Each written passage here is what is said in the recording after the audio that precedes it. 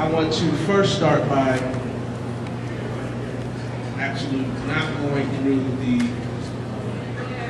full presentation that has been done over the last... You can't hear me, I apologize. Is the mic not working?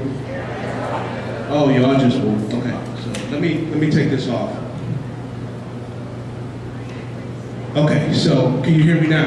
Yeah. Perfect. So I'm not going to do the entire presentation that we've done through the couple of community meetings that we've had. We've had good attendance. I know that many of you have attended there. The information has been widely publicized. You can see the presentation that was done for those community meetings on our website for additional information. What I want to do tonight is really two things. One is share some basically my rationale for my recommendation, and then secondly, I want to share with you the information and changes that have come as a result of the dialogue and the community meetings that we've had thus far. So first, obviously everyone knows that the first recommendation, this is a two-part recommendation. The one that probably everyone is here today about is the recommendation to consolidate to one Kansas City School District High School effective for the 15-16 school year. So I want to share with you my reasons why. And I don't want to presume that people have seen or read what was in the paper yesterday. And so I am going to take the opportunity to share exactly what my rationale was and what I shared in the newspaper the other day.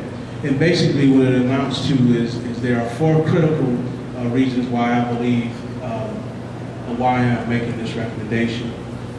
And so I have continued to compare our current high school configuration to driving a car with a flat tire. There's no question that you can drive the car, but at some point you will eventually begin to cause serious damage to the vehicle. And our high school configuration, you can see damage in four critical areas: academics, finances, arts and athletics, and community relations. Now, I want to start with academic inequalities. I want you to think about and take this example. There are two students in the Kansas City School District. One is from Timken and one is from McKinley. Both students are interested in going to college to study engineering.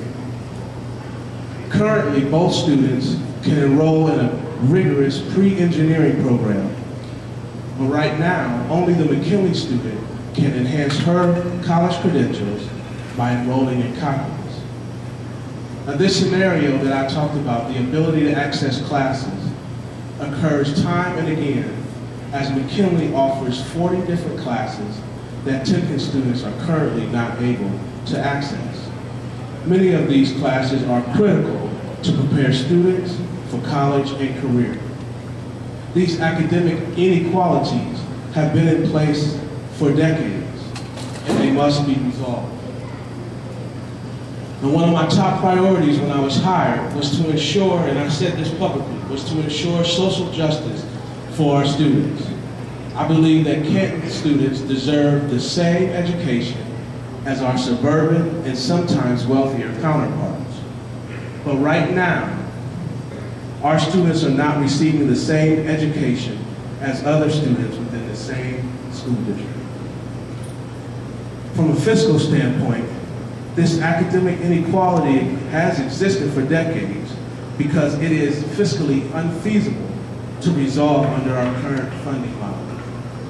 The unconstitutional Ohio school funding model has put the district in a precarious position. Every 2 years, the district must hope that the state does not reduce its funding while simultaneously managing a decrease in local tax valuations, which this year amounted to a loss of $3 million. Concurrently, the district's enrollment has declined by 2,900 students since 2002, and we are projecting a loss of 900 students by the end of 2020. Now, despite this enrollment decline and fiscal instability, the district operates 2 high schools. This means double the administrators, double the support staff, double the teaching staff. And although the district tries to keep class sizes reasonable, in some cases, class sizes are inefficiently low. Sustaining 2 high schools is not fiscally responsible to the taxpayers.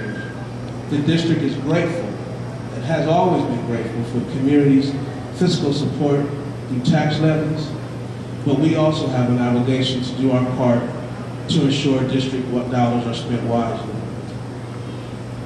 The consolidation and other cost-saving measures associated with the district will save taxpayers at least $1.6 million annually and postpone a levy request until at least 2019.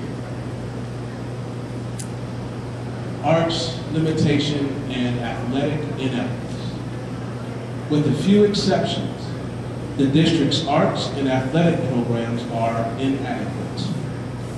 Timken does not produce any student theater performances. McKinley's band is 1/4 the size it once was. Both schools rank last in sports in their respective conferences. While winning is not everything, consistently being unable to compete affects our students' confidence and their desire to participate. Declining participation numbers undermine efforts to improve.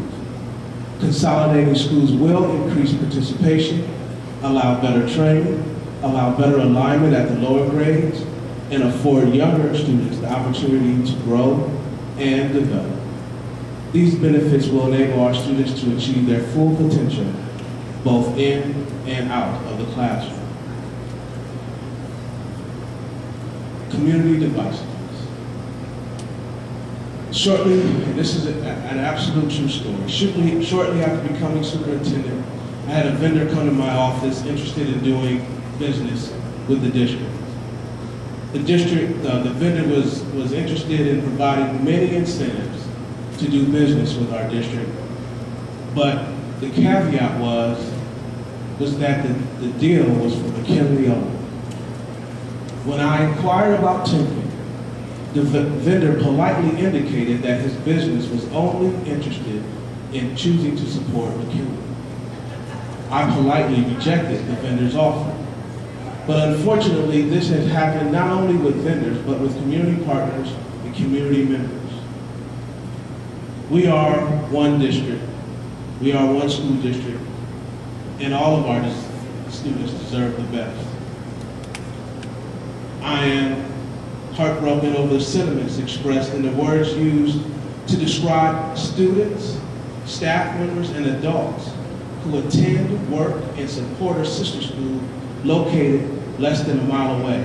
And I just want to be clear, when I say that, I'm talking both ways. I'm talking the sentiments expressed by McKinley and the sentiments expressed by Timken. I appreciate the passion and ownership each group feels for its school and alma mater. But as superintendent of this school district, I cannot support the animosity with which the support is being expressed. I find these sentiments to be counterproductive and damaging to our students and the community.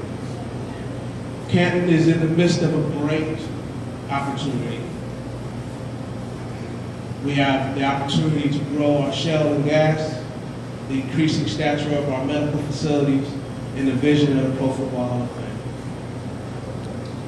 And as I've said before, and you can boo if you want, boo if you want, the reality of it is that there is no proposal in front of me that the Hall of Fame has done. And if there is, and will ever becomes a proposal, we will share that publicly as soon as we have it. Now, in order for all this change to be realized, it will take the entire community coming together to embrace change. We need to unite in our efforts to make this city the best it can be. The passion that Timken and McKinley communities have for their students is admirable, And we need to take that passion, pride, and unity and channel it toward all of our city students. Now I want to talk a little bit about some of the changes that have occurred since, and I apologize, hopefully you can see that up there. There have been many changes that have occurred since we started this process, because one of the things that was said from the beginning is that the board was going to listen and read all of the public impact input it received. And so one of the original proposal had no Timken name as part of the Kansas City School District. The revised recommendation will now have Early College High School be renamed the Timken Early College High School. Early College High School was supposed to leave the Timken campus and merge with Early College Academy at Sowers. I will be recommending that Early College High School remain downtown and that the Early College Academy stay at Sowers. We had at our original proposal, current Timken students were to receive McKinley diplomas as the school merged. We have now cleared with the state that all current Timken students will have the option of receiving a Timken diploma. We talked about class rankings and varsity recognition. Now students, we will have two different class rankings so that Timken students will not be punished or any way affected by the fact that there are two different grading scales for the two high schools, and that we will recognize through this class of 2018 two different class rankings for the student, current 9th grade, 10th grade, and 11th grade students.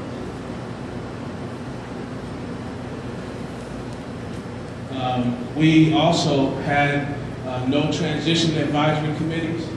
Now we will have 4 transition advisory committees: a student advisory committee, a staff advisory committee, a parent and family advisory committee, and a safety and security task force. We will also attempt to name an administrative team no later than March 13th, so all students and the family know who the administrative team is. We will additionally do our best to name co-curricular and extracurricular activities. We know that these are important to our students, so we want to make sure that students, as best we can, they know who it is that will be leading their respective activities, such as band and choir and other sports activities. We also will be expanding our safety and security personnel. We talked about that at community meetings. We will have 10 assigned to the high school, 6 at McKinley, and 4 at the current Timken campus. And so it is, and board members, I want specifically you to know that we have in central office, along with you, have been reviewing information and feedback. We will be presenting those items and any other items that we believe are necessary to make a smooth transition for this proposal. With that, I'll take questions from